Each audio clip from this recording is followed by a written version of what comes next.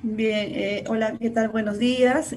Muchísimas gracias por la presentación, Patti. Yo feliz de compartir con ustedes un poquito de lo que he ido aprendiendo en estos años en la administración pública y también sobre la experiencia, ¿no? Que ya tengo ya prácticamente 20 años en la gestión pública en varias instituciones, ¿no? Eso ha sido muy interesante, muy rico para poder conocer desde, digamos, diferentes frentes, ¿no? Porque a veces uno está en una institución A, luego pasas a una institución B y realmente es diferente la lógica, la dinámica, ¿no? Entonces es muy importante tener esa experiencia también. Si alguno de ustedes seguramente está pensando o de repente ya esté en ese camino, de verdad que los felicito, bienvenidos, porque esto es una experiencia apasionante realmente, muy, muy interesante, ¿no? Más bien, Patti, no sé si me puedes ayudar con la presentación, no sé quién está administrando lo del PPT para poder ir proyectando. Ya dame un minutito, me lo has enviado, lo tengo. Sí, Sí, lo tengo. sí, sí, sí, sí, por favor. Un minutito, Marilita. Sí, ¿Podrías ir un poquito avanzando la clase mientras resuelvo este tema? claro, claro que sí. Bueno, en principio, el día de hoy lo que quiero compartir con ustedes es básicamente en realidad es un resumen muy, muy breve, muy rápido sobre cómo se organiza el Estado y también cuáles son los principales dispositivos, actos resolutivos que se emiten, ¿no? Eso es muy importante a tener en cuenta. Y bueno, en principio, no sé si seguramente muchos de Hola, hola, estamos ahí ya. Entonces, no, seguramente muchos de ustedes en este momento habrán revisado de repente la Constitución, pero digamos que la Constitución viene a ser nuestra fuente principal en donde vamos a encontrar cómo es que está organizado el Estado, cuáles son sus características, qué cosa es lo que nos va a regir como principios para poder, en este caso, ordenar no solamente el accionar de las instituciones públicas, sino también de todos los ciudadanos. Entonces, digamos que este instrumento, que es la Constitución, es fundamental. Entonces, alguno de ustedes, si no ha tenido la oportunidad o si lo ha visto, denle una revisada. Hay una parte muy importante donde está todo lo que es la organización del Estado y eso, digamos, es fundamental para poder ir conociendo y entrando a esta experiencia, como menciono, de poder trabajar o de poder hacer gestión pública en este espacio, ¿no? Entonces, por ahí partimos. Digamos que en este caso la Constitución nos describe al Estado como un Estado unitario. Eso es muy importante, por ejemplo, ¿no? Que es un Estado unitario, a pesar que está dividido, ustedes seguramente han escuchado, tenemos una división de poderes, porque ese es un principio, o sea, el Estado está construido en función a tres poderes fundamentales, ¿no? En primer lugar, el poder, en este caso legislativo, ¿no? No es un orden de prelación, ojo, solamente lo estoy mencionando, por ejemplo, el poder legislativo, que está en este caso constituido por los congresistas, ¿no? La institución en este caso es el Congreso. Tenemos al Poder Ejecutivo, que está representado por el presidente y sus ministros. Y también tenemos al otro poder que es el Poder Judicial. Entonces, en el caso del Poder Judicial, bueno, conformado por los jueces, ¿no? Jueces, ojo, no fiscales, solamente jueces de las diferentes cortes superiores a nivel nacional y también de la Corte Suprema. Entonces, digamos que esta es una primera mirada. Tenemos tres poderes, ninguno está en una prelación sobre otro, sino más bien este principio de separación de poderes lo que busca es que el Estado tenga un equilibrio. Lógicamente, seguro ustedes han visto ahora en los hechos, bueno, hemos tenido en realidad en estos últimos años eh, una situación particular, ¿no? En donde hemos tenido, digamos, un ejecutivo de una bancada distinta al Congreso y eso ha significado, pues, una serie de desajustes, de problemas para poder en este caso, sostener la gobernabilidad, porque la verdad ha sido eso, o sea, todavía seguimos en esa situación. Lo que sucede normalmente es que cuando se llega a las elecciones, o sea, por lo general siempre ganaba pues el presidente con una bancada que lo apoyaba en el Congreso. Sin embargo, en este último periodo hemos tenido una situación diferente y ustedes son testigos de todo lo que ha sucedido. Hemos tenido un ejecutivo constantemente enfrentado con el legislativo, situación que finalmente no ha permitido tal vez que esto fluya, que la gobernabilidad se institucionalice, ¿no? Más allá de los matices y de las preferencias políticas, simplemente viéndolo desde un punto de vista más institucional, ¿no? Entonces, eso es lo que ha pasado. Entonces, digamos que ahí tenemos, o sea, estos poderes del Estado tendrían que tener una articulación, tiene que haber una coordinación. Y bueno, últimamente ustedes han visto cómo se ha reconformado el gabinete, porque lo que se está buscando justamente es ver ese equilibrio, porque lo que se quiere, lo que se está buscando, por lo menos es terminar bien este periodo y luego ya en las próximas elecciones ya se verá qué cosa se pinta en el escenario político, ¿no? Entonces, eso es, digamos, el tema de la separación de poderes. Y bueno, el Poder Judicial es sumamente importante también, porque, o sea, allí tenemos a este poder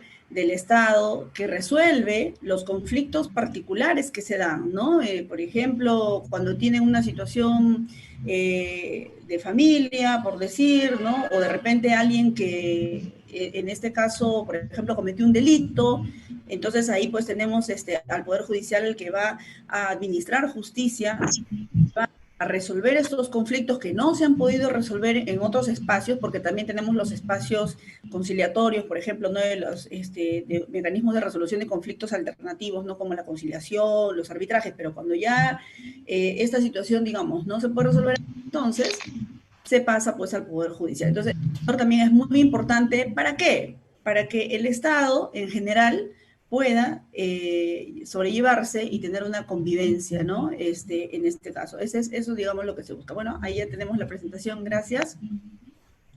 Sí, ese es la carta. A la siguiente, por favor. Ahí está. Sí, justamente, este es un poquito lo que les estaba mencionando. Es una breve explicación. Ah, sí, sí, por ahí veo que están pidiendo que se muteen, por favor, porque se escucha así un ruidito. Si se pueden mutear para poder, para no interrumpir ahí. Bien, gracias. Sí, esta es una explicación breve. Está, como les mencionaba, la base, la fuente principal acá es la Constitución. Entonces, como vemos, dentro de las características del Estado, bueno, tenemos una república que es democrática, ¿sí? Social, independiente, soberana. El Estado es uno e indivisible, su gobierno es unitario, representativo y descentralizado y se organiza, como ya les he mencionado, sobre esta base del principio de separación de poderes, que es lo fundamental. Acá solamente un detalle muy importante también, ¿no? Hace un momento sobre el tema de la separación de poderes y su importancia y cómo se deben equilibrar para poder sobrellevar a un Estado pues en una convivencia pacífica, pero también es importante entender de que cuando estamos hablando de un Estado unitario, ¿por qué lo digo? Porque, por ejemplo, ahorita pasemos a las otras láminas, yo voy a explicar la organización del Estado desde el punto de vista horizontal, ¿no? Pero también hay una organización vertical, porque tenemos, por ejemplo, un gobierno nacional, luego tenemos el gobierno regional y luego el gobierno local. Y ahí es muy importante entender que estamos en un Estado unitario, ¿sí? Que es descentralizado, sí, porque tenemos estos tres niveles de gobierno, pero lo que no quiere decir que uno de los niveles, por ejemplo, va a ir en contra o va de repente a tener actos. Sí, claro, sí, sí, sí. Actos de pronto que van a ir en contra, que van de repente a, en este caso, ir más allá de las competencias. ¿Por qué se los digo? Porque hemos tenido situaciones, por ejemplo, muchas veces gobiernos regionales han sacado ordenanzas regionales que van en contra de las políticas nacionales que corresponden o lo han establecido el nivel de gobierno nacional. Por eso porque o sea, a veces hemos tenido esas situaciones. O de pronto, por ejemplo, se malentienden las autonomías. Algunos dicen, algunas instituciones dicen, no, yo soy autónomo. Y como soy autónomo, entonces yo no le hago caso ni al gobierno local, ni al gobierno nacional, ni a cualquier otra institución. Entonces, pasan estas situaciones, pero yo sí creo que es muy importante acá, y hay que entenderlo, de que estamos en un contrato social, en un pacto social en donde el Estado es unitario y tiene que en este caso respetarse cada una de las competencias asignadas a las distintas instituciones. Eso es lo único que nos va a dar institucionalidad democrática, porque si no, se genera un caos, solamente pues podemos entrar en contraposiciones que finalmente no suman, no ayudan a consolidar un mejor país, ¿no? Seguimos, por favor. La siguiente lámina. Bien, acá realmente es un esquema básico, como les mencionaba, de cómo se ha organizado el Estado desde el punto de vista horizontal. Les menciono, ¿no? Legislativo, que ya lo mencioné, que está representado por el Congreso, el Ejecutivo y el Judicial. Me voy a detener un poquito en el tema del Ejecutivo, porque, o sea, si bien es cierto, tenemos acá al presidente y sus ministros, pero también hay que tener en cuenta que, bueno, además de la presidencia del Consejo de Ministros, que es un ministerio sin cartera, ¿sí? Que articula más ministerios, ¿no? Digamos que es importante porque, bueno, normalmente el premier siempre es un actor muy político, ¿no? Por eso es que justamente, bueno, en esta última renovación de gabinete ustedes han visto, se ha considerado a Cateriano, entendemos porque lo que se está buscando es tener pues a una persona que pueda tener esas posibilidades de hacer puentes, ¿no? Entre el legislativo y el ejecutivo, que como he mencionado, al menos ustedes seguramente son testigos como yo, hemos visto que hemos tenido un constante enfrentamiento y que no nos ha permitido en realidad llevar adelante varias reformas, varias situaciones que son necesarias. Pero también en el Ejecutivo, fíjense, no solamente se agota en el presidente y los ministros, también tenemos organismos públicos, ¿sí? O sea, organismos públicos que en este caso están divididos entre organismos públicos que son técnicos especializados y los organismos ejecutores. Lo que pasa es que, por ejemplo, ustedes habrán escuchado de la SUNEDU, seguramente, ¿no? La SUNEDU, que es un organismo público adscrito al Ministerio de Educación, pero que tiene una labor importante, fundamental, que es supervisar todo lo relacionado a la calidad de la educación superior universitaria. Entonces ahí tenemos un organismo público que actúa como si fuera un pequeño ministerio, pero no lo es, sino es un organismo público que le llaman OP, que está adscrito a un ministerio. Y así, en el Estado tenemos varios organismos públicos que están adscritos, ¿no? Por ejemplo, uno de ellos también es Indecopi, que seguramente han escuchado últimamente en toda esta situación que hemos tenido de esta buena nueva realidad, ¿no? De la educación, por ejemplo, que ya no es presencial, sino que es una educación virtual, seguro muchos de repente son padres de familia, han estado interactuando y escuchando, ¿no? Todo lo que Indecopi ha dicho por el tema de los costos. Entonces, por ejemplo, Indecopi, que también es una institución que tiene bastante presencia en todo el tema de defensa del consumidor, es un organismo público que en este caso está adscrito a la PCM y así. Pero también, aparte de organismos públicos, tenemos proyectos y programas. ¿Sí? Hay, por ejemplo, un programa muy conocido es el programa Caliwarma, ¿no? Que está vinculado a todo lo que se relaciona al tema de la alimentación, ¿no? De las poblaciones vulnerables, bueno, en este caso de menores. Primero empezaron, ¿no? El programa con un concepto de ir justamente enfocado a los menores de 5 años, de ahí poco a poco se ha ido ampliando, ¿no? Ahora también dotan de alimentación a niños que son chicos que están, por ejemplo, escolares en zona rural, en pueblos indígenas y así. Entonces, estos programas por lo general se crean con una finalidad de atender una problemática que no puede ser atendida desde, en este caso, un ministerio, ¿no? Entonces, digamos que tiene una lógica muy especial, que quieren resolver un problema público que es sumamente importante. Por ejemplo, este tema de la alimentación en los menores está directamente relacionado, bueno, al tema también de población vulnerable, que son menores de edad, y también el tema de anemia, salud, o sea, educación. En realidad cruzan muchas cosas, ¿no? Y también, por ejemplo, tenemos, en el caso de educación, que es el sector en donde yo trabajo ahora, el PRONAVEC, que es un programa también en este caso que se determinó y se creó para poder potenciar todo lo que es la educación a través de las becas, ¿no? Que son financiadas por el Estado peruano.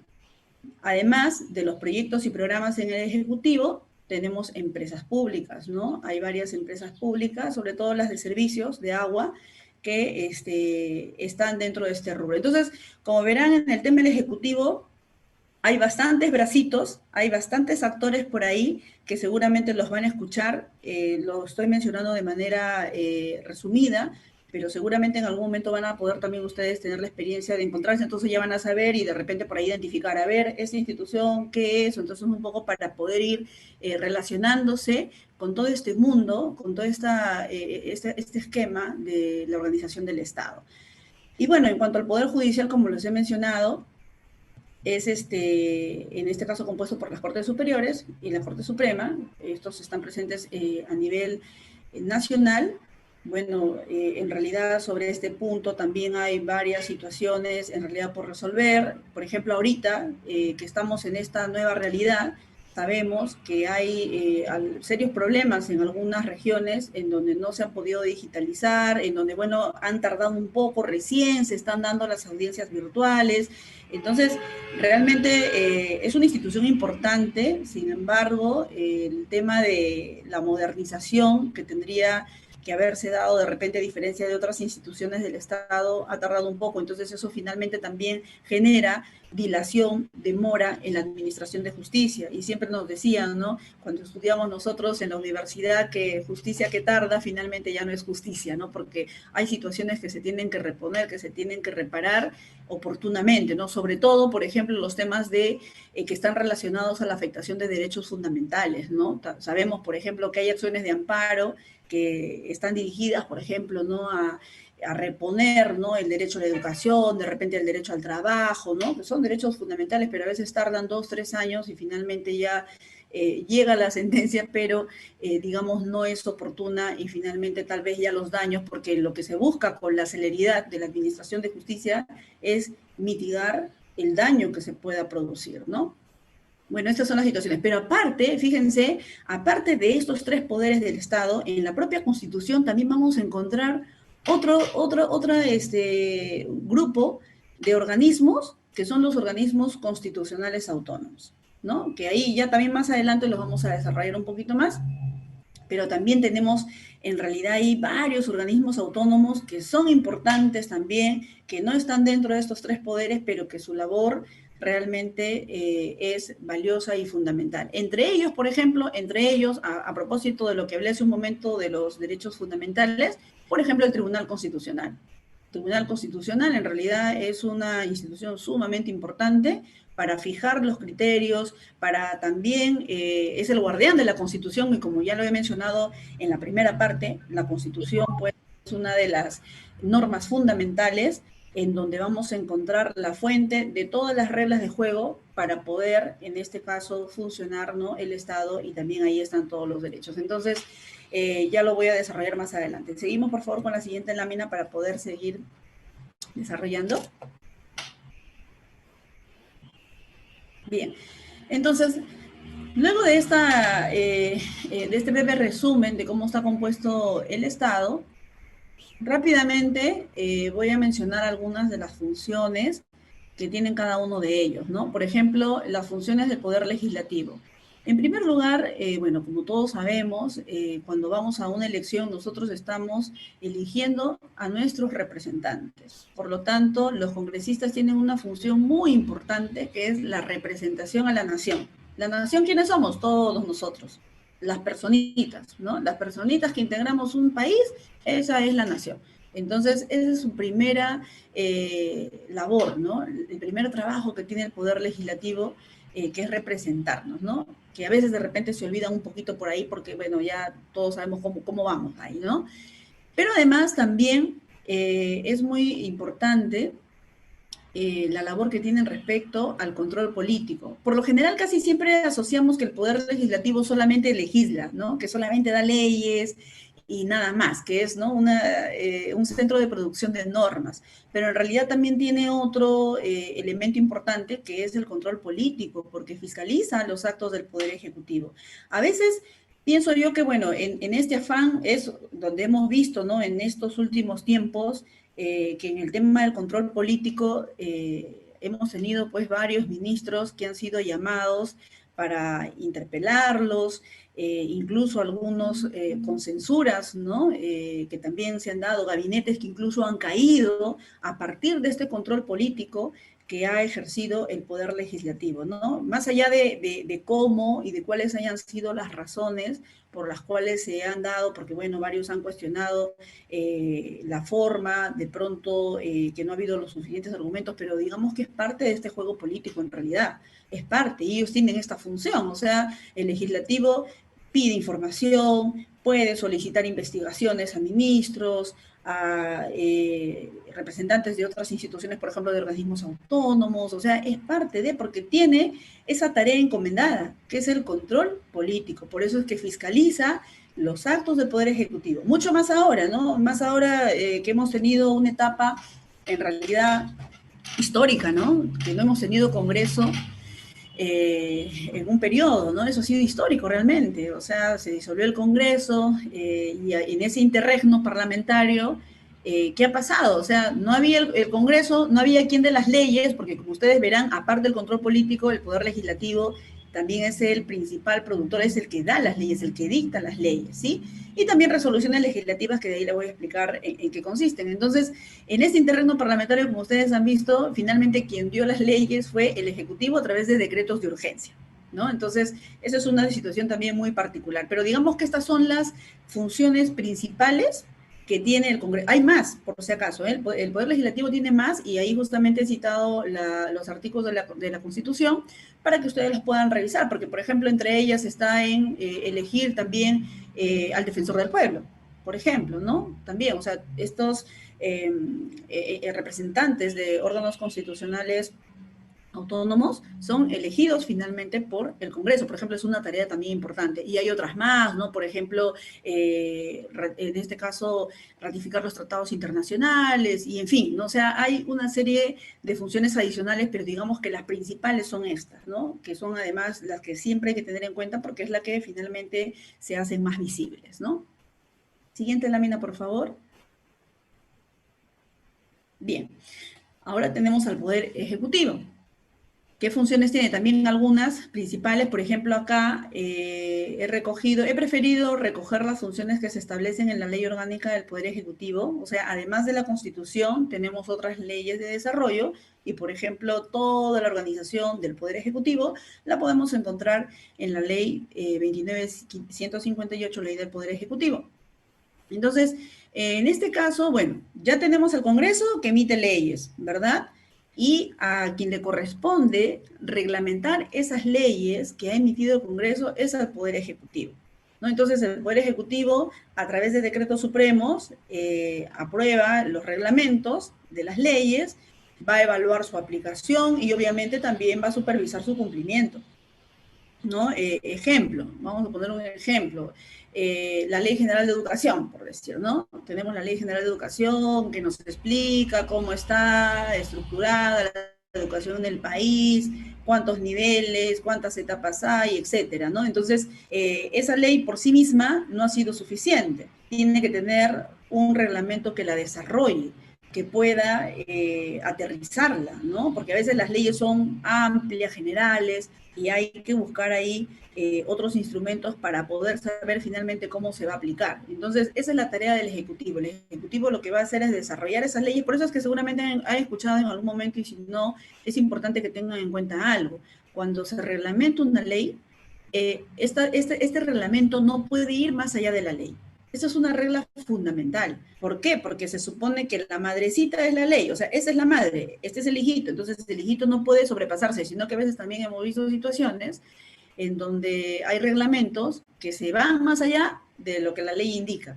Y solamente para poner un ejemplo, miren algo que identifiqué ahora en educación, ¿no? En educación, el reglamento de la Ley General de Educación, por ahí hay una partecita relacionada, por ejemplo, a la educación básica alternativa, que tiene que ver con esta educación que antes la llamaban la nocturna, ¿no? Que justamente de acuerdo a la ley, por ejemplo, la educación básica alternativa alcanzaría a niños y adolescentes, pero cuando se desarrolla el reglamento lo circunscriben solamente a jóvenes y adultos. O sea, ya el alcance lo modifica. Esta situación, por ejemplo, no está bien, ¿no? Porque la ley lo que me ha indicado es que su alcance de este tipo de educación es también para niños, pero sin embargo en el reglamento se fue más allá de la ley y bueno, ahí está, nadie lo ha cuestionado, eso está en revisión, pero de hecho hay situaciones que seguramente también ustedes cuando tengan esta experiencia en este camino van a ir identificando. Entonces, bueno, eso es un temita y he hecho ahí hincapié porque es, digamos, algo muy característico del Poder Ejecutivo, ¿no? Reglamenta las leyes, evalúa su aplicación y va supervisando su cumplimiento. Pero además también es importante tener en cuenta que el Ejecutivo además está a cargo de las políticas. Por eso es que el Ejecutivo planifica las normas, las ejecuta y también evalúa las políticas nacionales. Muy importante eso. Si nosotros no tenemos líneas directrices, no sabemos por dónde vamos a ir, ¿no? No sabemos por dónde vamos a caminar. Entonces, las políticas por ejemplo, tenemos la política nacional de educación ambiental, ¿no? Las políticas, en este caso, sobre anticorrupción. O sea, hay diversidad de políticas que sí son importantes para poder tener esas líneas directrices hacia dónde vamos, ¿no? Entonces, esa tarea, esa labor es propia del Poder Ejecutivo. Y por eso es que el Poder Ejecutivo se encarga ahí de armar estas políticas nacionales y sectoriales, ¿no? Obviamente, siempre de la mano y en armonía con todo lo que significa el Estado, ¿no? En la organización del Estado. Además, también tiene como tarea, pues, establecer relaciones, buscar consensos, ¿no? Prestar asistencia técnica a todo lo que corresponde, pues, a las entidades de la administración pública, ¿no? Por ejemplo, un tema que es bastante relevante para el Ejecutivo es la ejecución de presupuesto, ¿no? Sobre ese tema hay muchas situaciones que se han ido dando, a veces hay regiones que ejecutan más, otras menos, y justamente el Ejecutivo, a través del MEF, tiene enlaces para poder hacer esa asistencia técnica. Es muy importante esa asistencia técnica para poder desarrollar también capacidades en las regiones, porque como comprenderán, no todo está circunscrito al gobierno nacional. Tenemos bracitos ejecutores, hay brazos ejecutores muy importantes que son los gobiernos regionales y los gobiernos locales. Entonces, a ese nivel también es necesario estar en esta constante coordinación, en esta constante asistencia técnica para poder en este caso, fortalecer a las instituciones de la administración pública, ¿no? Para ir todos en un mismo camino. Bueno, aparte también, obviamente, hay que implementar pues estas coordinaciones con los dos niveles de gobierno que les comento, siempre haciendo énfasis en las competencias compartidas, ¿no? Ahí todavía, bueno, tenemos todo un desafío, porque hay ciertas competencias que se dicen que están compartidas, pero al final no se delimita muy bien qué le toca al GORE, qué le toca al gobierno local, qué le toca al gobierno nacional y a veces se entremezclan. Ahí hay una tarea todavía pendiente, pero igual es muy importante que exista esta articulación. Yo veo que hay ministerios como que están un poco más ejerciendo, ¿no? Esta coordinación con los diversos niveles de gobierno, ¿no? El gobierno local, gobierno regional, hay otros que no tanto, pero lo que sí les puedo decir es que esta articulación, esta coordinación es, de verdad, para mi parecer, es de suma importancia, porque, o sea, una decisión que se tome desde el Ejecutivo tiene impacto finalmente en los bracitos ejecutores de las regiones y gobiernos locales, y si no hay esta articulación, si no hay esta coordinación, por más reformas que se quieran hacer desde el Ejecutivo, eso se cae. O sea, se los digo con conocimiento de causa, porque, por ejemplo, en el tema de educación, que es en donde yo me desempeño, ustedes seguramente han escuchado, educación, así como salud, es uno de los ministerios más complejos que yo he podido experimentar y ver, porque tienes diversos frentes, ¿no? Tienes el tema del magisterio por un lado, tenemos las brechas, en este caso sociales y económicas, por ejemplo, ahora mismo nada más, ahora mismo con esta situación que se ha presentado en la pandemia, de verdad es triste, pero los que han podido de repente más o menos avanzar, más o menos digo porque no es un año escolar regular, tal vez es la gente que está en zonas de capital de provincia donde hay conectividad, pero donde no hay conectividad, en donde no tienes siquiera un smartphone, ¿no? Para que por ahí las personitas, algo, de verdad, yo tengo familiares, amistades que son profesores profesoras de zonas rurales, y lo que me comentan es triste, porque por más que desde acá se haya querido, por ejemplo, se ha impulsado el Aprendo en Casa, que seguramente varios han escuchado, finalmente esta herramienta, este instrumento, si no tiene a gente con conectividad, que no tiene radio, televisión, si no le llega, finalmente son chicos que no están recibiendo el servicio educativo. Entonces, se buscan mecanismos, pero el Ejecutivo solo no lo va a poder hacer.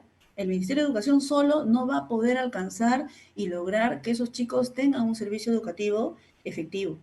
Para eso necesita tener alianzas, necesita tener coordinación con los otros niveles de gobierno, porque son los gobiernos regionales, los gobiernos locales, los que están más cerca de la ciudadanía, los que saben mejor la realidad, y sí hay que apalancarse de ellos, ¿no? Entonces, esos en términos generales un poco les comento, ¿no?, sobre la función del Ejecutivo, de qué se trata, y un poco también contándoles desde la experiencia práctica, ¿no? Seguimos, por favor, para luego, veo que hay algunas preguntitas, pero luego va a haber un espacio de preguntas para poder absolverlas. Bueno, el Poder Judicial ya lo había adelantado hace un momento también, ¿no? Ellos tienen la potestad de administrar justicia, ¿no? La justicia emana del pueblo, ese es un principio básico, y lo ejerce el Poder Judicial a través de sus órganos jerárquicos, ¿no? Con arreglo a la Constitución y a las leyes. Ya sobre el tema del Poder Judicial, ya varios seguramente conocen, ¿no? Cómo están organizados, y bueno, ya he comentado, ¿no?, cuál es la situación. Bueno, ahí hay una serie también de desafíos realmente, ¿no?, en este poder del Estado. La sensación finalmente de las personas de a pie es que como que nuestro Poder Judicial está muy desacreditado, no hay justicia, temas de corrupción, que son temas que finalmente también afectan de alguna manera el fortalecimiento de este poder tan importante, ¿no? Bueno, eso en términos muy breves, ¿no? ¿Me saludaste? Tú bien. Con su micrófono, no sé si lo pueden mutear. A ver, doña, ¿cómo quedan? Termina, por favor.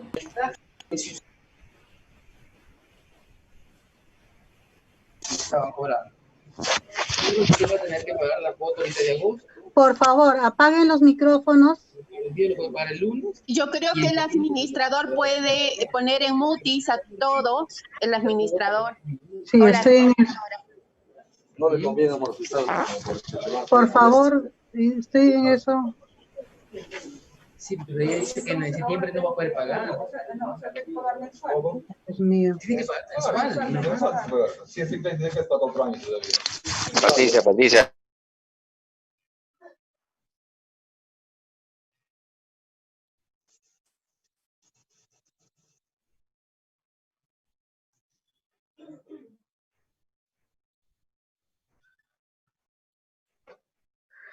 Se escucha, independientemente de que los puede el administrador silenciar, yo invoco la consideración y el respeto a la clase, ¿no? Hay que apagar los micrófonos.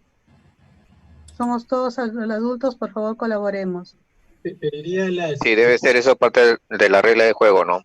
Sí, debe ser parte de las reglas, tenemos que ser respetuosos, hay que apagar los micrófonos, estarles insistiendo, yo entendería si fuera un salón escolar, ¿no? Pero como todos somos adultos, invoco la responsabilidad de todos en no interferir con los audios y con los videos, ¿no?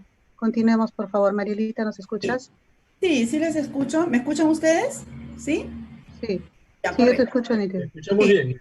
Ya, entonces, sí, ya lo del Poder Judicial, como decía, ya lo he explicado anteriormente, pasamos a la siguiente. Ya, bien, ahí, acá tenemos justo los organismos constitucionales autónomos. Esto es muy importante porque seguramente, y casi siempre he escuchado, ¿no?, en algunas clases que he tenido también, en otros espacios, que confundimos y pensamos siempre que el Ministerio Público, por ejemplo, es parte del Poder Judicial. Y fíjense que no. El Ministerio Público es un órgano constitucional autónomo que no depende del Poder Judicial. Más bien, su tarea fundamental del Ministerio Público es, en este caso, por ejemplo, cuando se infringe algún derecho, o cuando hay una situación, una conducta que es delictiva, el Ministerio Público es el que se encarga de perseguir ese delito, ¿no? Es el que va a representar de oficio, le llaman de oficio porque, por ejemplo, ¿no?, un ejemplo concreto, si hay un accidente de tránsito y hay una situación en donde fallece una persona, no necesariamente los deudos del fallecido van a tener que ir y representar, sino el Ministerio Público que asume esa representación de esta familia porque ha habido una situación atípica que además constituye un delito. Entonces, la tarea del Ministerio Público es encontrar las pruebas, hacer una investigación, llevarlo en este caso al Poder Judicial, a un juez, sustentarlo para conseguir de pronto, en este caso, si es que es una detención, o si no, ya una sentencia. Entonces, más o menos la tarea del Ministerio Público va por ahí, o sea, nos representa, ¿no? También, bueno, yo entiendo que ahí hay una serie de situaciones que a veces uno cuestiona por el desempeño, el desarrollo, pero en realidad, bueno, tenemos a este organismo importante que está relacionada, o sea, su tarea está directamente relacionada con el sistema de justicia, ¿no? Entonces ahí tenemos al Ministerio Público que seguramente lo han visto, ¿no? En varias situaciones cuando hemos tenido, ¿no? Estos hechos delictivos, sobre todo donde más se ve o se visibiliza su labor, aunque también entran en temas de familia, o sea, no solamente en temas que son del ámbito penal, también al Ministerio Público lo encontramos representando a un niño que ha sido maltratado, o de pronto también en situaciones cuando tenemos de pronto alguna persona con discapacidad que quieren establecer su discapacidad total, etcétera. Entonces son en el ámbito civil también, digamos, ¿no? O sea, el Ministerio Público tiene diversos ámbitos donde se desarrolla, ¿no? En el ámbito penal, en el ámbito de familia, en civil. Otro organismo constitucional autónomo es el Consejo Nacional de la Magistratura, que justamente está también relacionado a todo el sistema de justicia, ¿no? Este consejo que está directamente relacionado justamente a la elección de los magistrados, ¿no? Del Poder Judicial. Entonces se habrán escuchado que hay las convocatorias, los procesos, y bueno, ellos son los que se encargan, ¿no? De hacer esta tarea del proceso, de la designación, y también de salvaguardar, pues, de que cumplan, ¿no? Con las disposiciones que se encomiendan, ¿no? En esta noble tarea, ¿no? Eso es en términos generales, ¿no? Y también tenemos acá al Tribunal Constitucional, que también es, como ya les he mencionado, un actor importante. Ese Tribunal Constitucional así es, muy bien, Evelyn, sí. Este Tribunal Constitucional, por ejemplo, es el guardián de la Constitución, ¿no? El guardián de la Constitución que tiene en realidad aquí una tarea súper importantísima para poder, digamos, poner en raya al Estado, ¿no? Porque a veces tenemos, por ejemplo, leyes que se emiten y que contravienen la Constitución. Varias leyes hemos tenido que son inconstitucionales. Entonces, en esa situación lo que se hace es acudir al Tribunal Constitucional para que el Tribunal Constitucional pueda evaluar si es que esta ley está dentro del marco constitucional o no. Y si no lo estuviera, entonces inmediatamente va a determinar justamente una acción, por ejemplo, de inconstitucionalidad. Entonces, ahí el Tribunal Constitucional tiene una labor de suma valía, yo pienso, ¿no? Ha habido varias cosas que gracias al Tribunal Constitucional se han, en este caso, implementado. Por ejemplo, un elemento importante es esta situación de la SUNEDU.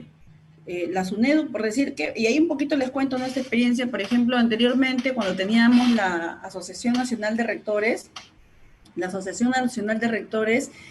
era un organismo que estaba creado, pero que al final la conformaban los mismos representantes de universidades públicas y privadas. Entonces el tribunal hizo un análisis respecto a que esta asociación no estaba representando finalmente un espacio para poder supervisar la calidad de la educación superior universitaria, mucho más cuando proliferaron muchas universidades con pocos estándares de calidad. Entonces, a través de una resolución del Tribunal Constitucional, cuando hizo ese análisis, dijo que había una afectación del principio de imparcialidad, porque cada situación que iba a la Asociación Nacional de Rectores, finalmente no significaba una revisión de un órgano que supervise y que cautele la calidad de la educación superior universitaria. Entonces, a raíz de una resolución del Tribunal Constitucional, es que ellos determinan que era importante que el Estado peruano, y dispuso, ¿no?, que el Congreso elabore en breve término una ley en la que se pueda crear esta instancia, esta superintendencia. Entonces fue a partir de una resolución de este tribunal en donde se apalanca, bueno, la gestión en este caso eso fue la gestión de Villantumala, con el exministro Saavedra, en donde se implementa y se logra, en este caso, sacar, ¿no?, la ley que crea la Superintendencia Nacional de Educación Superior Universitaria, ¿no? Y ya con lo que sabemos, con todo lo, bueno, ha habido avances también. Ahora, bueno, hay cuestionamientos también al ministro por varias situaciones, pero más allá de los cuestionamientos al titular ahora del ministerio, lo que yo sí puedo notar es que a partir de esta reforma importante que el Tribunal Constitucional propuso, se ha logrado que las universidades, al menos en su mayoría, implementen estas condiciones básicas de calidad para poder garantizar una educación realmente buena, ¿no?, de estándares, porque ese punto sí estaba bastante flojo, al menos en lo que es el sistema universitario, ¿no? Entonces, bueno, ahí tenemos este tribunal también que es muy importante, ¿no?, en esta labor. Y bueno, también en aspectos, en realidad, relacionados, por ejemplo, a la defensa de los derechos fundamentales, ¿no?, como les había mencionado. No necesariamente todos los casos van al Tribunal Constitucional. Por lo general, por ejemplo, estas cosas que son relacionadas a este tema de la defensa de derechos se inician en juzgados que son de corte, ¿no?, constitucional, y hay algunos casos que llegan hasta el tribunal, ¿no? Pero sí, también tenemos, por ejemplo, ahí algunas resoluciones muy importantes. Por ejemplo, recuerdo varios temas de educación, que es el rubro donde más me he desempeñado. Por ejemplo, en el tema de la educación también superior universitaria, que en ese tema de los costos de los pagos, anteriormente cuando un alumno no pagaba, por ejemplo, le cerraban la puerta y le recortaban el derecho a la educación. Ese tema también se llevó al Tribunal Constitucional y un joven, recuerdo que fue un estudiante de Derecho de la Inca Garcilaso de la Vega, logró una sentencia importante, que fue un precedente que finalmente hizo que cambiaran este sistema en las universidades privadas, ¿no?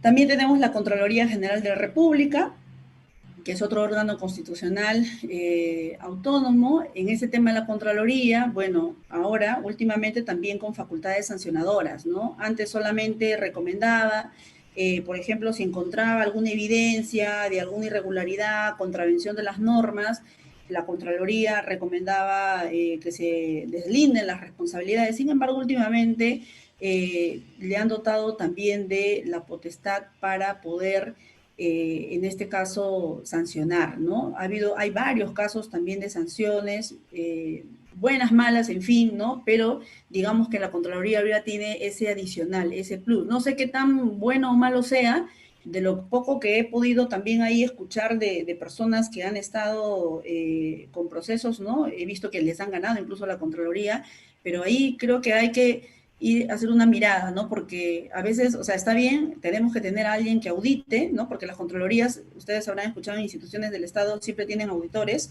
¿no? Las auditorías que están ahí ligadas, siempre mirando cómo están actuando, cómo están desarrollando la gestión, pero sí es importante ahí también ver hasta qué punto esta facultad sancionadora está sumando, ¿no? Porque en algunos casos yo he escuchado comentarios y críticas en el sentido de que hay excesos y que a la larga una labor así tan restrictiva podría también significar que autoridades se queden inmovilizados, ¿no? Y tenemos varios casos, ¿no?, de autoridades que por miedo finalmente no ejecutan, no hacen y, bueno, finalmente también la gestión por inacción termina siendo una gestión que no es, o no tiene un buen balance, ¿no? Un balance positivo, ¿no? Por otro lado, también tenemos acá a los organismos constitucionales que están relacionados al sistema electoral, ¿no? Tenemos a RENIEC, tenemos a OMPE y tenemos al Jurado Nacional de Elecciones, que también tienen una labor importante, que sobre todo siempre las conocemos cuando estamos en un proceso electoral, ¿no? Ahora ya el próximo año vamos a tener un proceso, ¿no? Entonces, para poder elegir a nuestras autoridades nacionales. Y bueno, RENIEC no solamente se encarga de entregar los DNIs, ¿no?, a cada uno de los ciudadanos, sino también RENIEC, por ejemplo, un panorama electoral tiene una tarea sumamente valiosa, porque es ahí en donde está justamente el registro de todos los ciudadanos que van a poder, o que están, digamos, en este caso, con la posibilidad de emitir un voto. Incluso los fallecidos los retiran, aunque a veces también se filtran porque tiene, digamos, un periodo, ¿no? Cuando estamos en un proceso hay un periodo donde se cierra el padrón electoral, y a veces sí, pues, en ese periodo puede haber fallecidos, personas que sean ahí filtrado, ¿no? Y también, bueno, es importante la tarea que ellos desarrollan, sobre todo en procesos electorales, para ver el tema del golondrinaje, que es uno de los aspectos que casi siempre se presenta, sobre todo en las elecciones que son locales, ¿no? Entonces, es importante la tarea que hace RENIEC en este proceso, ¿no? Por otro lado, tenemos a OMPE, que, bueno, en estos tiempos desarrolla muchos temas de capacitación, pero también es digamos, la parte logística en un proceso electoral, ¿no? Porque ellos se encargan de instalar y de tener, pues, los locales de votación en orden, de capacitar a los miembros de mesa, de poder acondicionar, ¿no? Esa es su tarea principal, acondicionar todo lo relacionado a el proceso electoral, ¿no? O sea, una labor de verdad muy valiosa también que desarrollan, y que además tiene, pues, llegada a los distintos puntos del país, ¿no? Y tenemos también al Jurado Nacional de Elecciones, el Jurado Nacional de Elecciones, que es el que administra justicia electoral, porque lógicamente en estos procesos puede haber situaciones, como menciono por ahí, por ejemplo, una tacha a un miembro de mesa, de repente un candidato, o situaciones que suelen pasar. Entonces, cuando estamos en época de proceso electoral, el Jurado Nacional de Elecciones va a estar a cargo de administrar justicia, ¿no? Por otro lado, tenemos también a la Defensoría del Pueblo, ¿no? Es también un órgano constitucional autónomo. De repente pocos saben lo que hace la Defensoría del Pueblo. Yo he trabajado en la Defensoría del Pueblo también muchos años, muy encariñada con esta institución. La Defensoría, fíjense, pocos lo conocen. En realidad, lo sé porque cuando he mencionado en algunos espacios, ¿no?, sobre la Defensoría, es como que, ¿qué hace? ¿Para qué es? A veces lo confunden como si fuera una fiscalía. En verdad, la Defensoría del Pueblo es una institución que, digamos, representa en algún momento en la época del incanato. Fíjense que había una figura del Tucuy Ricuy, ¿no? El Tucuy Ricuy era el ojos y oídos del Inca, ¿no? Era como un enviado, como si se quiere pensar, podría ser un enviado del Ejecutivo, pero en estas circunstancias no es así. O sea, la Defensoría del Pueblo ahora es un órgano que no depende de ningún poder del Estado, pero que está con una tarea muy clara. Primero, que es la defensa de los derechos fundamentales, ¿sí?, de las personas frente a los abusos de la administración del Estado. Y dos, supervisa también que las instituciones públicas desarrollen una labor correcta, ¿no? Correcta, siempre bajo un enfoque de derechos. Y también supervisa que los servicios públicos se desarrollen también de manera correcta, ¿no? Eso es lo que hace la Defensoría del Pueblo. O sea, la Defensoría del Pueblo no va a sancionar, pero lo que sí hace es, a través de sus intervenciones, recomendar, o sea, sin necesidad de ir a un espacio judicial, va a recomendar a la institución pública para que corrija alguna situación, y de esa manera se reponga el derecho, o de pronto también se pueda mejorar o corregir, en este caso, el accionar de la institución, ¿no? Entonces, hay muchos informes defensoriales que ha sacado la Defensoría, que son muy valiosos, que en realidad han significado también grandes cambios en las instituciones, ¿no? Entre ellas, por ejemplo, yo debo rescatar de que en lo que corresponde a educación, la Defensoría, por ejemplo, ha hecho aportes importantísimos para avanzar en lo que es la educación intercultural bilingüe, ¿no? Seguramente han escuchado, por ejemplo, en el tema de educación intercultural bilingüe, créanme que Perú es un referente a nivel de Sudamérica, ¿no? Porque se han logrado varias cosas. Tal vez, claro, las brechas siguen, no es lo mejor ahora, pero en realidad sí ha habido varios avances en ese punto, ¿no? También tenemos a la Superintendencia de Banca y Seguros, que más está relacionado a lo que corresponde al tema de las instituciones financieras, ¿no? Esta superintendencia también se encarga de velar porque las instituciones financieras desarrollen, pues, una labor respetando los derechos de las personas, ¿no? Si hay algún exceso acá, bueno, igual también se puede recurrir para que pueda, ¿no?, intervenir y poner ahí acción Y finalmente, bueno, tenemos por acá el Banco Central de Reserva del Perú, que también es un órgano constitucional autónomo, bueno, a cargo de todo lo que corresponde, ¿no?, al tema monetario en el país, ¿no? Que está más ligado al tema de las finanzas, al tema de la economía, ¿no? Entonces, esos en términos generales de estos organismos constitucionales autónomos que les puedo comentar, ¿no?, rápidamente, que tenemos y que están también desarrollados en la Constitución. Y pasamos a la siguiente lámina, por favor.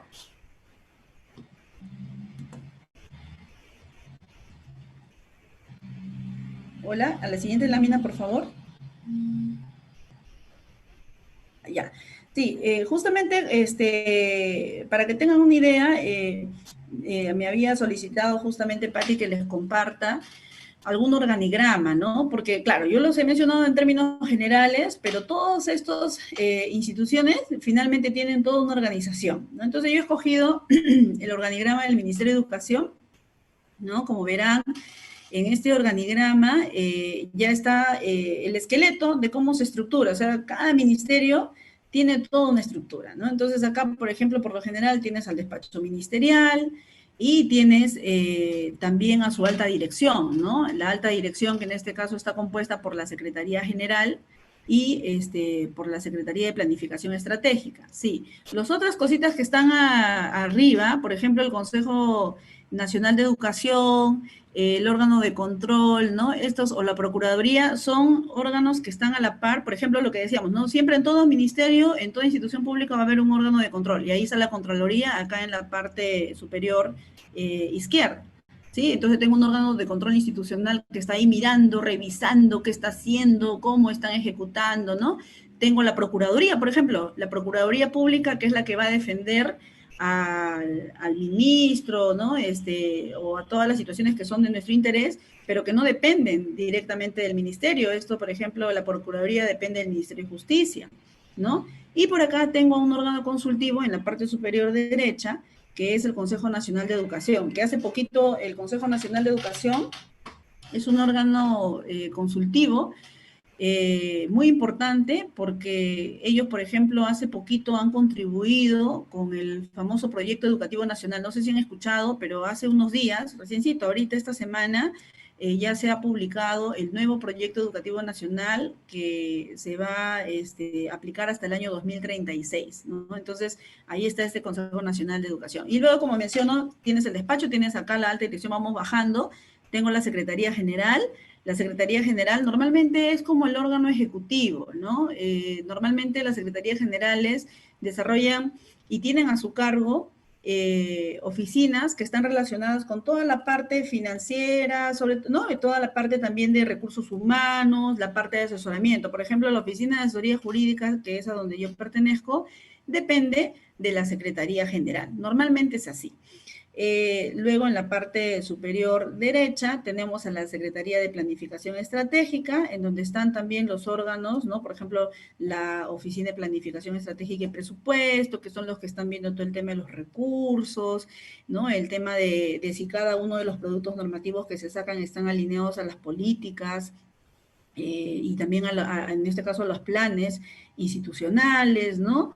Entonces acá digamos que están todos los organismos que están relacionados a esas dos variables, ¿no? Planificación y todo el tema de plata, ¿no? El tema de recursos, ¿no? Entonces, así los tenemos, y también tenemos por acá la Secretaría Nacional de la Juventud, que está mucho más abajito, sí, debajo de exactamente está ahí, que también antes era CONAJU, ahora es SENAJU, ¿no? Que básicamente tiene tareas relacionadas o ligadas a esta población, ¿no?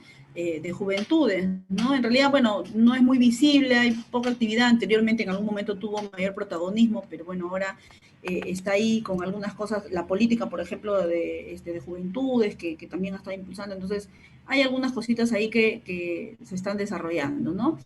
Luego, después de estos dos órganos, tenemos también estos sí son los importantes, los que siguen, ¿no? Despachos viceministeriales. En todo ministerio, en donde ustedes revisen, chequen si quieren sus organigramas, van a encontrar que están constituidos por viceministerios. Algunos tienen solo uno, dos, bueno, por ejemplo, como les decía, Educación, que es uno de los ministerios complejos, tiene dos viceministerios. Tiene el Viceministerio de Gestión Pedagógica y tiene el Viceministerio de Gestión Institucional. En el tema del Viceministerio de Gestión Pedagógica, están las direcciones, ¿no? Ahí, por ejemplo, vamos a encontrar a la Dirección de Educación Básica Regular, a la Dirección de Educación Superior Universitaria, a la Educación de, por ejemplo, Educación Intercultural Bilingüe, etcétera. O sea, tienes todas estas direcciones generales y cada dirección general tiene también sus bracitos chiquitos, ¿no? Los específicos. Por ejemplo, ¿no? Si lees la Dirección General de Educación Básica regular, vas a tener ahí la dirección de educación secundaria, la dirección de educación primaria y así, ¿no? Entonces cada uno se va desglosando. Y en la parte, por ejemplo, del despacho viceministerial de gestión institucional, tenemos, por ejemplo, como yo les mencionaba, en el caso de los ministerios es muy importante tener una coordinación con las regiones. Y ahí el que hace esa tarea, esa chamba, como dicen, ¿no? Es la dirección general de gestión descentralizada, que está justamente en esta parte inferior derecha, ¿sí? En la primera columna, ahí tenemos a esta dirección, como les digo, es muy importante. Se los digo porque yo cuando he viajado, por ejemplo, a mí me tocó viajar en épocas de la gestión de Idel Wexler, cuando estaba este ministro Idel Wexler, yo tuve la oportunidad de viajar a Cusco, en donde estábamos con un serio problema con el magisterio, y realmente la tarea de los coordinadores territoriales en campo, créanme que fue valiosa porque, o sea, yo recuerdo mucho que cuando estuve allá, si no hubiera sido por esa tarea previa de estos jóvenes que estaban justamente haciendo las articulaciones con el gobierno regional, con el gobierno local, para poder llegar a un entendimiento, seguramente me hubieran linchado, la verdad me hubieran linchado seguramente si es que no hubiera habido este acercamiento, esta tarea, ¿no?, de acompañamiento, porque como les menciono, o sea, a veces desde acá de los ministerios mandan políticas gigantescas para ejecutar, pero la verdad es que cuando uno va a la realidad a campo, nos damos cuenta que tenemos a instituciones pequeñas, ¿no? Direcciones regionales de educación que apenas tienen 5 o 10 personas y obviamente no pueden desarrollar y no tienen tanta capacidad operativa para poder desarrollar todas estas tareas que se encomiendan desde el ministerio, ¿no? Entonces, eso es en términos generales, ¿sí? Pasamos a la siguiente lámina, solamente un minutito, voy a conectar mi batería porque me está fallando acá la batería, sí, un ratito.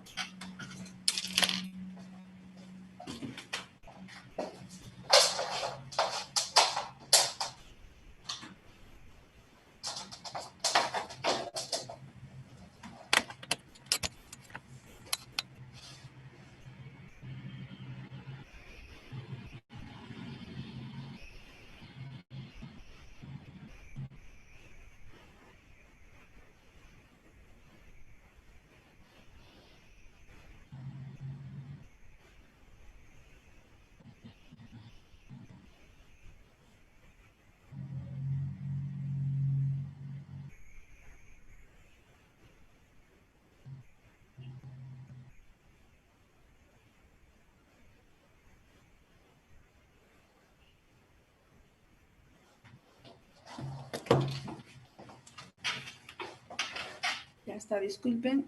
Aló. Ya, ahora sí. Sí, disculpen que acá justo mi batería comenzó a fallar. Quiero confirmar un ratito, quiero confirmar si está bien. Espero que sí, a ver un ratito. Ya, sí, está bien, ya. Perfecto. Ya, ahora entonces, sí, antes de pasar a esto, ahí vi, sí, un comentario, una corrección ahí, el relacionado al Consejo Nacional de Magistratura, si bien Evelyn ahí me puso un comentario, sí, ahora es Junta Nacional de Justicia, ¿no? Porque ha habido toda esta reforma, estos cambios en estos últimos tiempos, ¿no? Entonces, eso para tomarlo en cuenta respecto a ese punto de los órganos constitucionales autónomos. Ya luego, más adelante, seguramente ya van a poder también hacer toda la revisión de cada una de esas novedades, ¿no?, que tenemos a nivel organizacional. Ya, ahora, entonces, bien, sobre eso es básicamente, como le digo, en términos generales, todo lo que yo les puedo compartir sobre la organización del Estado, pero ahora vamos a pasar a este segundo punto relacionado al marco legal de justicia, ¿no? Por ahí también vi algunas preguntas sobre el tema de la ley y el reglamento. Ahora justamente va a ser oportunidad para poderlo compartir, para poderlo comentar. ¿Sí? Bien. Entonces, esta es una pirámide muy conocida, ¿no? En los estudiantes de Derecho. En realidad, las pirámides son diversas, ¿no? Van a encontrar, hay unas que son mucho más detalladas, otras mucho más, digamos, acotadas, ¿no? Como esta que yo he escogido para no, digamos, complicarnos mucho, ¿no? Porque yo entiendo que aquí tenemos un público variado, entonces de repente entrar con mucho detalle puede un poco marear porque hay diversidad de normativa que el Estado genera, ¿no? O sea, es en realidad bastante, y ya no van a ver en el ejercicio final que vamos a tener. Entonces, esto es importante tener en cuenta, esta pirámide, porque, o sea, si ustedes van a estar en esta experiencia del servicio público, tenemos que entender que hay un orden de prelación, una jerarquía normativa. Eso es muy importante, porque a veces a la hora de legislar o a la hora de proponer productos normativos, a veces nos vamos más allá. Entonces, en realidad esta pirámide es súper importante para tomarla en cuenta, para no caer en errores, porque ya ha mencionado justamente Patti, cuando uno está en la gestión pública, nosotros estamos, digamos, acá, solamente podemos hacer aquello que la ley nos habilita a hacer. Esa es una gran diferencia, por ejemplo, entre el accionar privado y el accionar público. O sea, nosotros no es, por ejemplo, hay un principio que siempre algunos sacan, ¿no? Que uno puede hacer aquello que no me prohíbe la norma, ¿no? Una cosa así, ¿no? Si a mí no me prohíbe la norma, entonces yo lo puedo hacer. Bueno, sí, eso opera en el ámbito privado, pero en el ámbito del Estado, señores y señoras, no es así. O sea, en el ámbito del Estado tenemos que ser muy cuidadosos. Yo solamente puedo hacer aquello que estoy habilitado a hacer. Si no estoy habilitado a hacerlo, no es recomendable en realidad ejercer algo, más bien hay que buscar ese marco para poderlo ejecutar, porque si no, si uno hace aquello que no está habilitado a hacer, después vienen justamente las auditorías y vienen las sanciones, las inhabilitaciones, etcétera. Entonces, hay que tener mucho cuidado con eso. Y justamente para eso es importante tener en cuenta el marco legal. A veces no se entiende eso y a veces también la tarea, créanme, la tarea de los abogados, de las abogadas en las instituciones públicas, a veces no es bien entendida. Hay algunas autoridades que creen que nosotros estamos en realidad facultados digamos, a decir amén a todo, ¿no? Y no es así, o sea, se supone que somos asesores, que somos personas que en este caso estamos para marcarle la pauta y darle las herramientas para que pueda tomar una decisión, porque al final eso es lo que hacemos los abogados, ¿no? Cuando estamos en asesoría jurídica, damos una opinión, pero finalmente el que toma la decisión es el titular de la institución, ¿no? Bien, entonces, en esta situación, miren, en el marco legal del Estado, en primer lugar, tenemos a la Constitución, como les mencionaba. Esa es mi norma base, ¿no? Mi norma principal. O sea, todo lo que yo haga hacia abajo tiene que estar siempre ligado y, en este caso, respetando, ¿no? En el marco constitucional. Eso es importantísimo. Incluso cuando se sacan leyes, y por ejemplo después de la Constitución tenemos a las leyes, ahí también hay distintas leyes que ahí lo vamos a ver.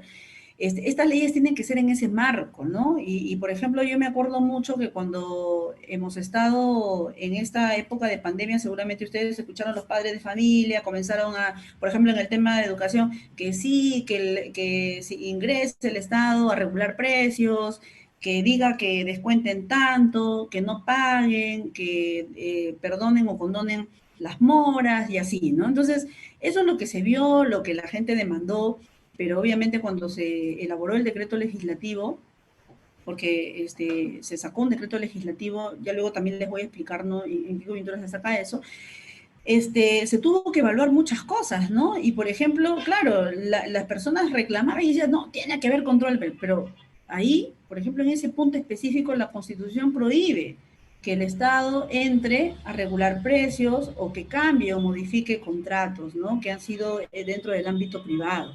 Entonces, ahí, por ejemplo, para emitir una disposición, una ley de esa naturaleza, uno tiene que siempre mirar la Constitución, porque si nosotros sacamos algo que es contrario, bueno, tendrá un efecto un ratito, pero después seguramente vienen las acciones de inconstitucionalidad y chao, ¿no? Y chao ahí las responsabilidades. Entonces, por eso es que es muy importante en el momento que se producen las leyes, ya sea, ojo, las leyes las puede impulsar y promover el Congreso, ¿sí? Pero también las puede promover el Ejecutivo.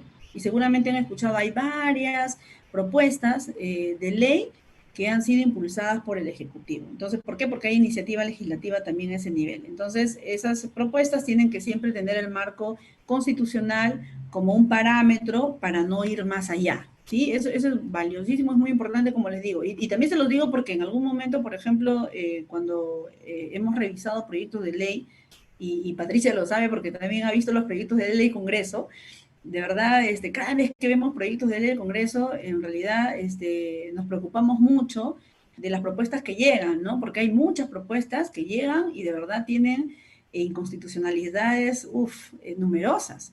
Entonces, no sé, pues de repente es por el fragor político, de repente porque no hay una asesoría adecuada, no lo sé, pero varias veces cuando llegan estas propuestas al Ejecutivo para opinar, vemos que muchas de ellas tienen estos matices. Ahora último, ¿no? Con todo este tema que todavía seguimos, ¿no? De la pandemia, que se quiere transparentar, que quieren que haya control de precios, de cosas. Entonces sí se ve que hay situaciones que están ahí planteándose que no están tomando en cuenta el marco constitucional. Y eso es peligroso.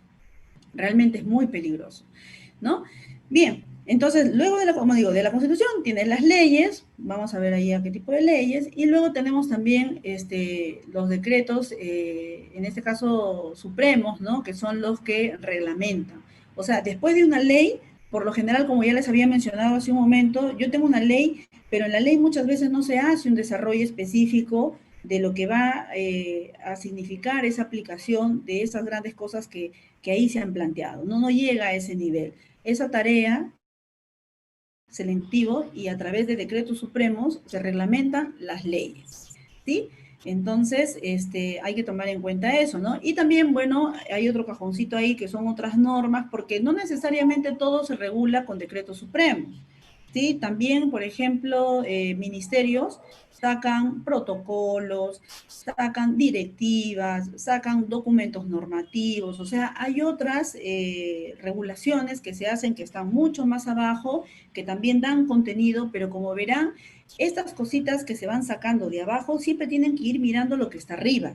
No podría salirse de eso. Entonces ahí tenemos que ser muy cuidadosos y por eso ahí va la tarea de las asesorías jurídicas para poder cautelar de que los planteamientos normativos no se excedan, porque esos excesos finalmente podrían significar, como les menciono, responsabilidades posteriores, porque esas opiniones van a finalmente a determinar decisiones de un director, ¿no? De una dirección específica, de un alcalde, de un presidente regional, de repente de un ministro, en fin. Entonces, hay que tener ahí muy en cuenta esas situaciones, ¿no?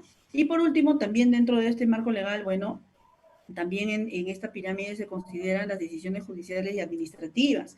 ¿Por qué? Porque, o sea, las otras normas que he mencionado, bueno, son más de alcance general, las otras son más particulares, pero también estas decisiones forman parte del marco legal, porque, por ejemplo, si hay una decisión específica respecto, por decir, a una empresa, ¿no? X, que ya lo ha determinado, vamos a suponer, no sé, pues Indecopi, de repente por ahí alguna autoridad ambiental, ¿no? Alguna decisión específica. Esa decisión la tienen que respetar los demás, no podrían desconocerla, ¿no? Entonces, esto es en realidad, una jerarquía que es importante considerar para los actos que se tomen de aquí en adelante, ¿no? Si no, por ahí puede haber luego problemas, responsabilidades que quisiéramos evitar, ¿no? Siguiente, por favor.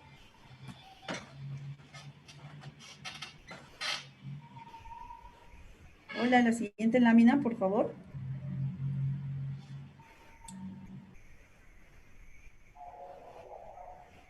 A ver. Por acá me han hecho una pregunta. Sí, a ver, luego lo voy a absolver. Sí, al final hay un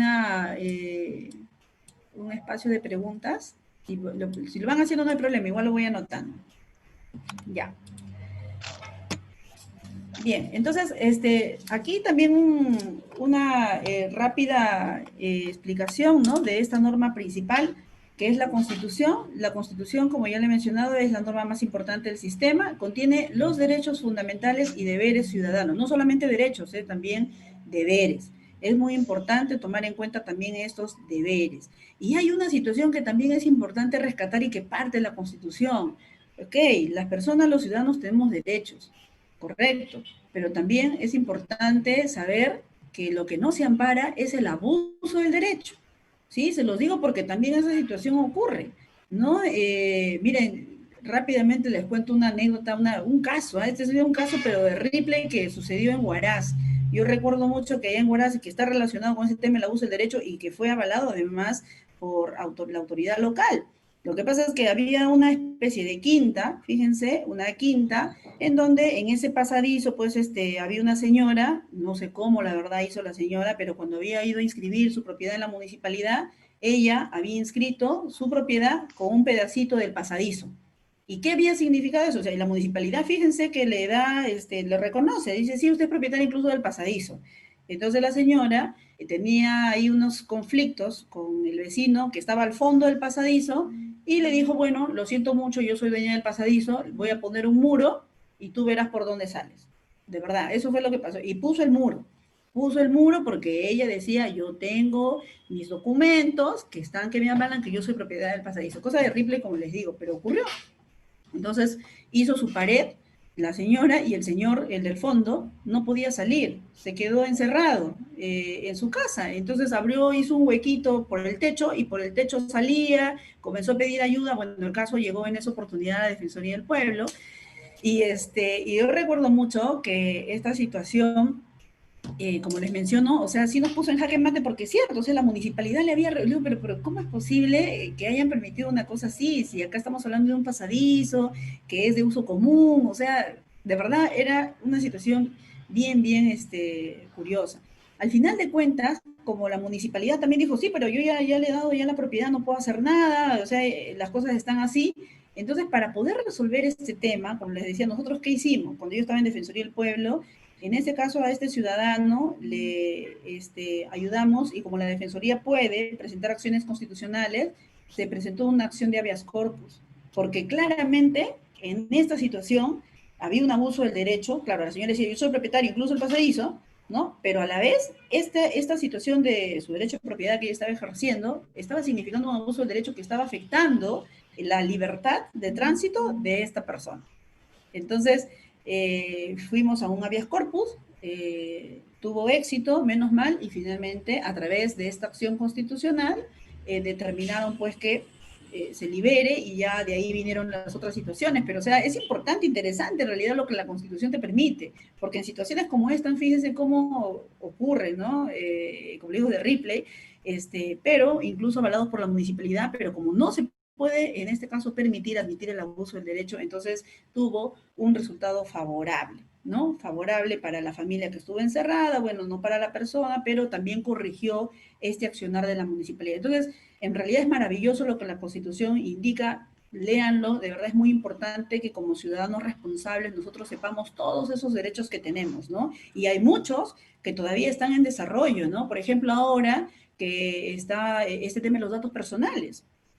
Ahora nuestros datos personales, viajan, se pasan de mano en mano, ¿verdad? Están en las diversas empresas, sabemos que ya está un mercado negro donde nuestros datos los compran, ¿no? De alguna empresa donde nosotros tenemos una relación contractual y viajan por todo lado. Entonces, es muy importante también ir viendo el desarrollo y cómo se va comportando. En el tema de datos personales, o sea, si mi dato es mío propio, ¿no? Entonces yo tengo la potestad de decidir si es que ese dato personal se le da a tal o cual. A veces no leemos las letras chiquitas, porque cuando nos vienen los contratos, que son por adhesión por lo general de telefonía, de bancos, ahí nos ponen, ¿no?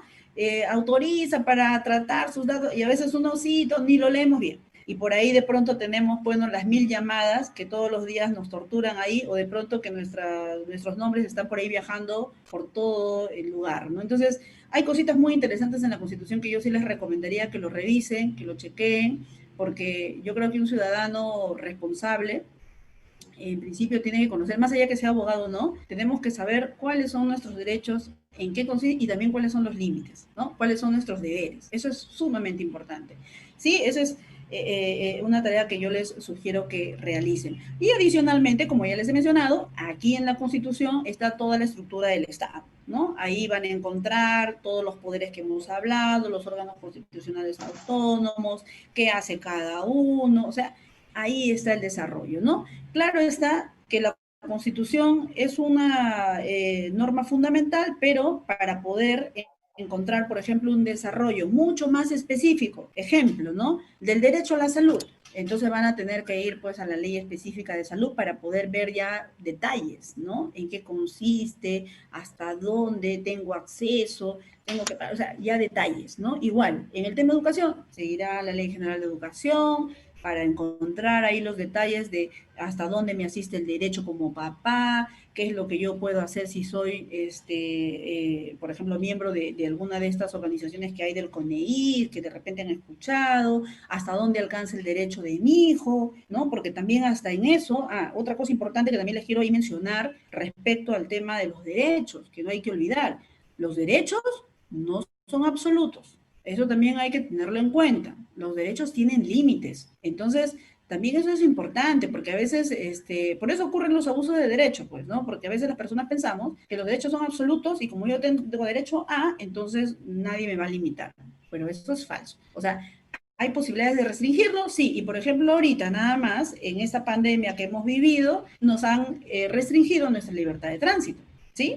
Nos han restringido, no nos han permitido salir, hemos tenido el toque de queda, o sea, ahí, por ejemplo, ya nos vamos dando cuenta que cuando hay un bien superior, cuando hay una situación o se tiene que privilegiar, por ejemplo, en este caso, la razón fundamental para haber existido todas estas restricciones han sido en virtud a otro derecho que se ha preferido, que es el derecho a la salud, ¿no? Entonces, más allá de los resultados, ¿no? Porque ya ese es otro cuento, ¿no? Si fue bueno, si fue malo, si fue efectivo, si controló la pandemia o no, ya ese es otro cuento, pero digamos que más allá de eso, lo que sí quisiera que se lleven de este punto es que los derechos tienen límites y si están bien fundamentados, esa ponderación porque hacen una especie ahí de balance, de equilibrio y se ve a cuál se prefiere. Y eso es lo que hace el Tribunal Constitucional, ¿eh? Cada vez que van con situaciones en donde alguno se siente afectado por algún derecho, bueno, el tribunal es el que se encarga de revisar y de ver si es que esa restricción que se ha hecho en realidad está dentro de los marcos constitucionales. Y solo un ejemplo ahí que seguramente lo han escuchado, en el tema del magisterio. Muchos profesores, cuando se dio la ley de reforma magisterial y estaban ya desarrollándose las evaluaciones, porque ningún cargo es eterno, ¿no? Hay que evaluar y hay que ver si se ratifica. Entonces yo recuerdo mucho que vinieron una avalancha de demandas de acciones de amparo, porque me están afectando mi derecho al trabajo. Es como que yo tengo derecho a trabajar de manera indefinida y nadie me tiene que evaluar y nadie me va a sacar. Pero sin embargo, el Tribunal Constitucional, por ejemplo, cuando hizo ese análisis, dijo, no, un momentito, acá yo tengo el derecho a la educación y tengo el derecho, sí, al trabajo, pero finalmente, por todo el análisis, dar la razón al Ministerio y decir que el derecho a la educación finalmente se va a aplicar. Por lo tanto, no son atentatorias al derecho al trabajo, ¿no? Una cosa así. Entonces, eso yo quiero que se lleven porque es muy importante, sobre todo en esta tarea de la gestión pública, ¿no? Bien, pasamos a la siguiente lámina, por favor. Bien. En el tema de las leyes, que es el otro nivel que estaba después de la Constitución.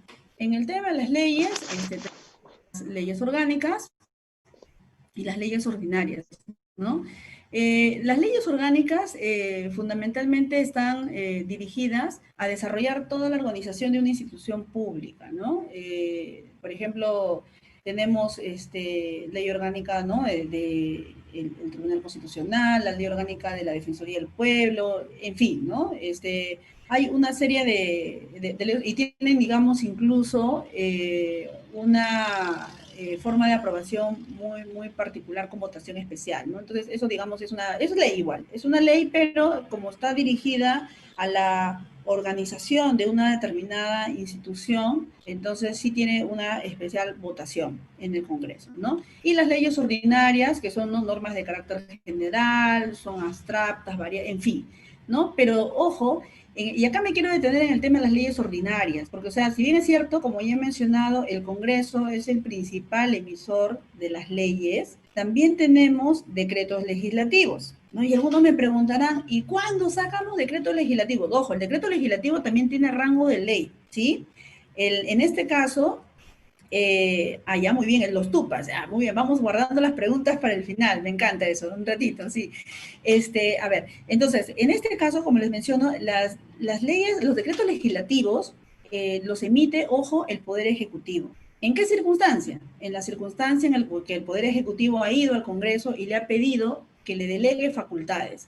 Esa figura existe, ¿no? Normalmente cuando se renuevan gabinetes, normalmente pasa eso, renuevan gabinetes y se quieren hacer reformas, situaciones que tienen que darse sí o sí y por la premura, porque en realidad, claro, ustedes verán, para aprobar una ley en el Congreso es sumamente complicado, es difícil porque tiene primero que entrar a la comisión especial, después tiene que irse al pleno y uy, el proceso en realidad tarda y es complicado porque además no hay el expertise ni tampoco el conocimiento técnico especializado para poderlo desarrollar, entonces es un poco complicado, ¿no? Entonces, en este caso, bueno, cuando hay, por ejemplo, normalmente nuevo gabinete, lo que hacen es, ¿sabes qué, Congreso? Te vengo a pedir que me delegues facultades para poder emitir leyes desde el Ejecutivo, y cuando se emiten esas leyes del Ejecutivo con esta facultad delegada, se llaman decretos legislativos, ¿ya? Entonces, estos decretos legislativos, claro, no son una carta libre, ojo, no es que van a tener libertad para regular todo lo que se les dé la gana, no,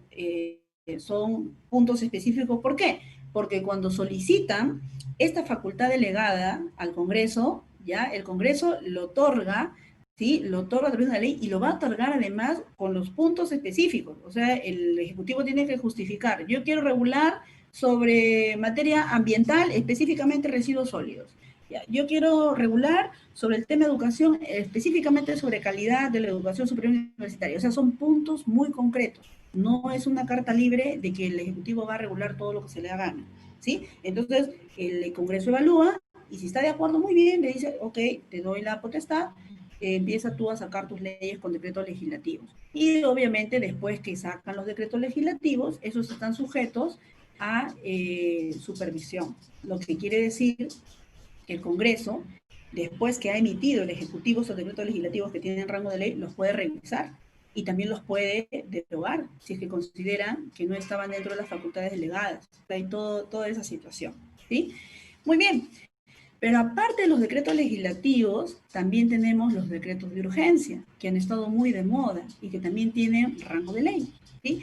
En el tema de los decretos de urgencia, fíjense, ahí hay dos figuras.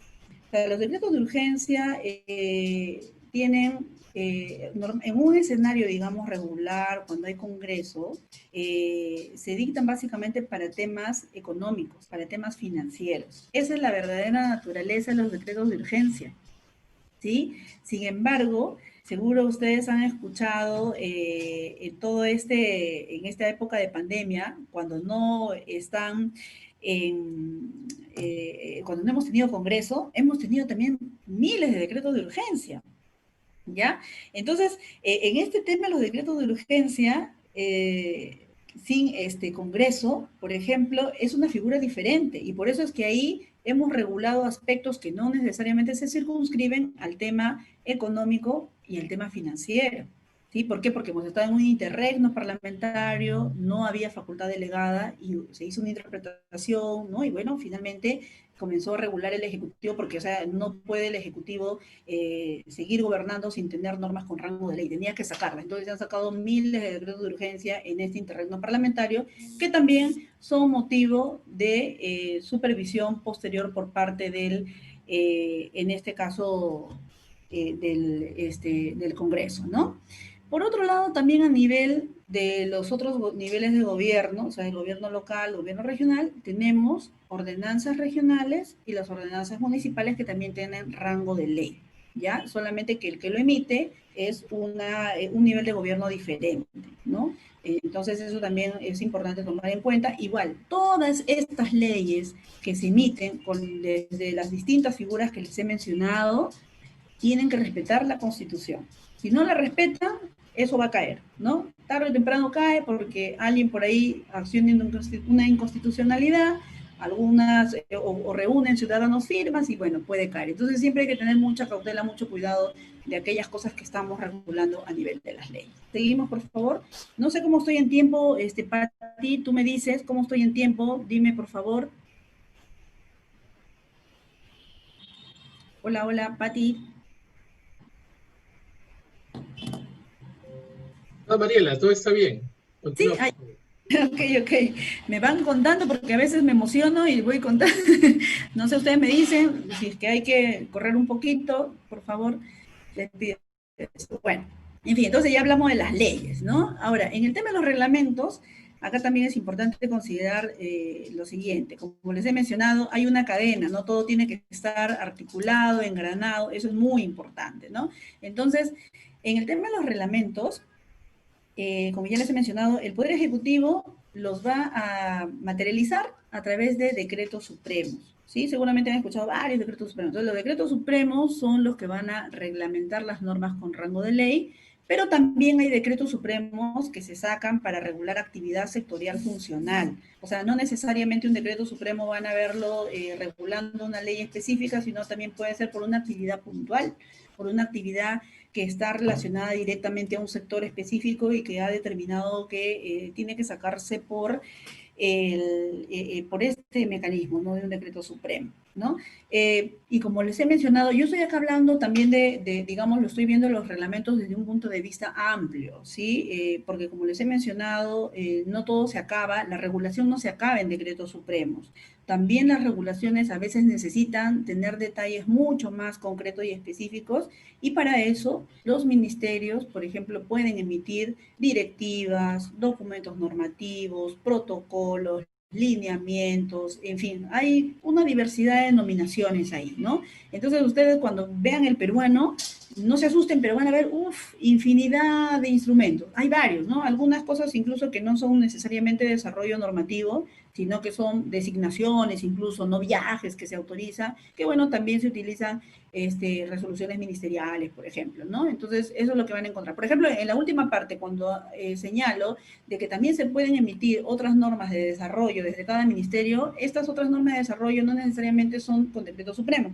Ahí normalmente salen con resoluciones viceministeriales, algunos tienen, algunas también con resoluciones directorales, resoluciones jefaturales o resoluciones del propio titular del ministerio, ¿no? Entonces, ahí hay diversidad, ¿ya? Hay diversidad y es legal, sí, es legal en la medida que esas instituciones dentro de su organización, ¿no? Tengan la potestad de aprobar estas normas, porque ojo, como les estoy mencionando, el Estado, las instituciones tienen que hacer lo que están encomendadas a hacer, no pueden hacer aquello que no está. Entonces, ¿qué quiere decir esto? Por ejemplo, si yo estoy en una dirección específica y me piden que saque una norma, yo tengo que revisar mi reglamento de organización y funciones para ver si estoy habilitada, por ejemplo, para aprobar algún dispositivo normativo. Si yo tengo la aprobación, excelente, lo apruebo con una resolución directoral, por ejemplo, ¿no? Pero si no lo tengo, entonces tengo que buscar a quién le corresponde para que ese órgano lo apruebe. Entonces hay que tener mucho cuidado ahí, porque no es que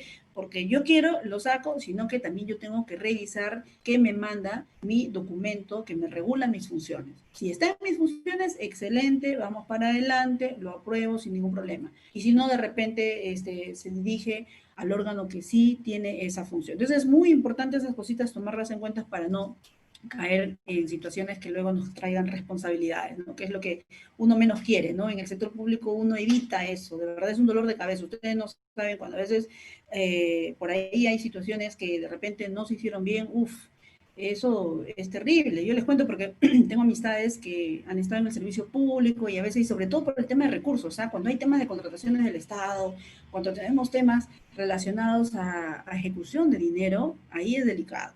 Entonces, esas situaciones sí hay que resolverlas rápido y siempre con gente que sea experta en el tema, porque incluso por situaciones como esas, ya Contraloría ha sancionado y te inhabilita. Contraloría, por ejemplo, ya varias personas que conozco, por situaciones así, sobre todo de temas de contratación, de ejecución de dinero, porque no han salido rápido, ni siquiera porque tengan temas de corrupción, sino porque demoras, porque, o sea, cada demora en el procesito puede significar que el Estado esté pagando alguna penalidad.